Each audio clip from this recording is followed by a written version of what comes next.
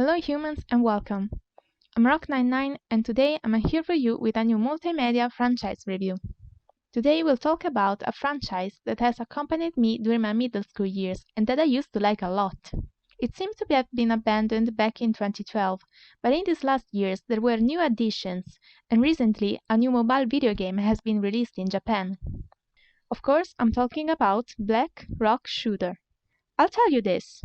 Black Rock Shooter is my favorite anime character, but I have no idea why. The truth is, I like so much her design, but at the same time I've always been so confused by all the weird stuff I found with her. This franchise is composed by media with different stories that take place in different universes, and even the ones that share the same lore either add things or change things, making it all even more confusing.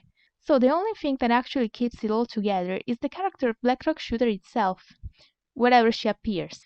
This doesn't mean that the products are bad, of course, but if you see the franchise as a whole instead of focusing on a single lore, it looks like another big multimedia mess that lost pieces throughout the years.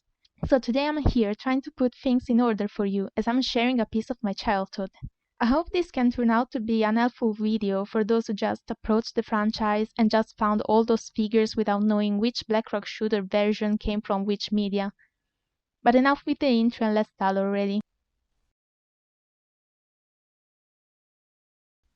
The character of Black Rock Shooter appeared on Pixiv in 2007 and it was created by artist Ryohei Fuke, also known as Huke. You may know him as the artist behind the illustrations of Steins Gate, Ruby's anime adaptation, and Hololive VTuber Chiara. When Huke published Black Rock Shooter, he drew the attention of Supercell, a Japanese pop band of artists and designers led by musician and songwriter Ryo. Ryo was so inspired by Huke's illustration that he approached him to make a music video as a collaborative project. Huke then joined Supercell and provided artwork and animations. This music video was titled Black Rock Shooter and featured vocals from the Vocaloid singing synthesizer Hatsune Miku. Huke said that Ryo managed to write a lyrics that matched his feelings at the time, since before Black Rock Shooter he was stuck in an artist slump. The song talks about feelings of loneliness and hopelessness caused by something that has been lost. Eventually though, by the end of the lyrics, the feelings are replaced, thanks to Black Rock Shooter, by a hope for a better future. The song was uploaded to the Japanese video sharing website Nico Nico Doga on June 2008, and in about a year it became one of the most viewed Vocaloid songs. Because of this collaboration with the famous Vocaloid, many believe that Black Rock Shooter is just one of the many versions of Hatsune Miku, but it has been confirmed both by Ryo and Huke that it is the artist's own original character, and the similarities between Black Rock Shooter and Hatsune Miku are pure coincidence. I'm just like you. You are? So the song had become so popular back at the time in Japan that between 2009 and 2011, 2 animations, 3 manga and 2 video games have been released featuring Black Rock Shooter. The first animation was a short released by Good Smile Company. Being a pilot of the 15 minutes original video animation released months later, it basically showcased some of its content. What's interesting is that here Black Rock Shooter's design is very different from the one that ultimately appeared in the OVA, and that for half a second it is shown an unknown character that is completely absent in the OVA and that never appeared again in any of the other media, or in Huke's artworks.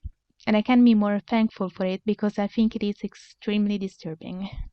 When the OVA was released in 2010, it was distributed as a free DVD included in different Japanese magazines and within the package of these Black Rock Shooter's version action figures. That I don't have. There isn't much to say about it actually. The animation speaks for itself. The story is very simple. 2 girls, Matu and Yomi, meet at school and become friends. But when they're forced to go in different classes, they grow distant. In particular, when Matu makes a new friend, Yomi develops feelings of jealousy that cause her to be possessed and kidnapped by an entity coming from a parallel world. This one is inhabited by alter egos that usually fight against each other, and in order to bring Yomi back, Matu is reached by her own alter ego, Black Rock Shooter. Very simple, you see. But I have to say that this animation is very well structured and paced, and the show don't tell rule is followed perfectly. I particularly like the way Matu and Yomi's friendship is shown as it develops during their daily lives, and the soundtrack composed by Ryo is simply amazing. On top of this, the battle sequences are spectacular to watch. If I want to be picky, I'd say that there are a few small animation errors, but those can be easily overlooked. One thing I've noticed, though, that confused the internet to the point some have made theories about it, is the intro with Black Gold Soul. It is shown that interactions between these alter egos are caused by events of the real world, so Black Gold Soul was supposed to be someone close enough to Mato. However, aside from a background character that looks like Black Gold Soul, there really is no clue about her identity. I guess it was just a way to introduce the character to the public. A spectacular way to say, hey look, she exists. Black Gold Soul also appears along with all the other alter egos in the manga related to the OVA. Black Rock-chan by mangaka Ringo Takanashi. However, this manga doesn't add anything to the animation, as it is more like a parody of it. In fact, it features chibi versions of the characters, and you mostly see episodes of daily life with funny situations. It is just one volume, but it is very funny to read, I have to say. Interestingly enough, this manga's release date coincides with Black Rock Shooter's first video game publishment, Puchitto Rock Shooter, developed by Imagipoch. Or Imagipoch. The term Puchitto is a transcription of the French word petit, meaning small in English, and it refers to the chibi style of the characters, which were illustrated by the artist you see here and whose name I have no idea how it's pronounced. Chanxko. Xanxko. Chanxiko. Chanko.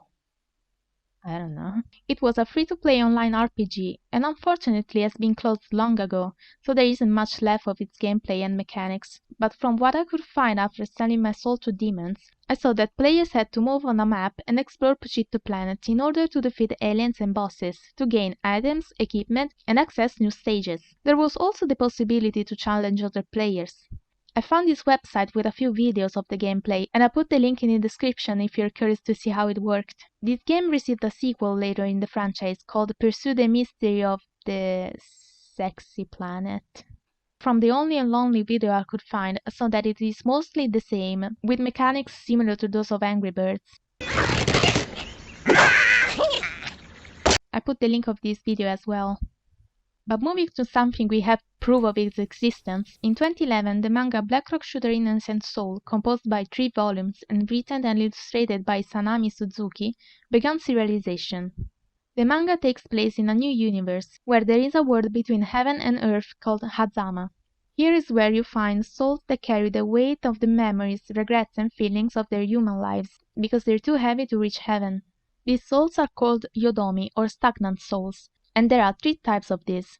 Souls that are stuck there because of this attachment to their previous lives, and that can become monsters if they lose control. Yonomis that are souls of non-human beings like animals that had to fight every single day of their lives to survive. These are also considered to be the most dangerous ones. And at the end, souls that have been deprived of their memories and that are in charge of facing the stagnant souls in order for them to ascend to heaven. Here, Black Rock Shooter, called Rock Like Me, is one of these black stars. The main antagonist is this girl named Ram. She is shown at first as some sort of superior being that controls the organization of black stars and that manipulated the events to test Rock and prove through her how much Hazama was a disgraceful world, created and filled only by souls and greed. Because of this, she believed it deserved to be destroyed. However, Rock manages to stop her, understanding that Hazama's real purpose was to relieve souls from their sorrow by giving life to their desires through illusions. She also figures that Ram herself was just another soul that left the world with negative feelings, and that all she needed was seeing her dream coming true.